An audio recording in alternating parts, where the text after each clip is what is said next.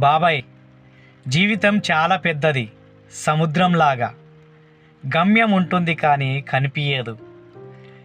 గమ్యానికి చేరుకోవాలంటే మనకు నెలలు కావచ్చు, సంవత్సరాలు కావచ్చు, ఈదుతూనే ఉండాలి. అదేవిధంగా జీవితంలో కూడా అంతే. మనం ఒక గమ్యానికి వెళ్ళాలనుకుంటే, అంటే మనం ఏదైతే గోల్ అనుకుంటామో గోల్కి చేరుకోవాలంటే నెలలు కావచ్చు, సంవత్సరాలు కావచ్చు. మనం సముద్రంలో ఈదేటప్పుడు ఎన్నో జీవాలు అడ్డులు వస్తాయి, మనకు ఆటంకాలు ఉంటాయి. మనం భయపడకుండా ధైర్యంగా ముందుకు సాగాలి. మన ఓపిక నశించకూడదు. మనకు ఊపిరి ఉన్నంత వరకు మనం ఈదుతూనే ఉండాలి.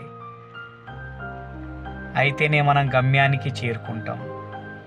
జీవితంలో కూడా అంతే. మనకు ఎన్నో ఆటంకాలు వస్తాయి. వేరే వేరే జీవాల ద్వారా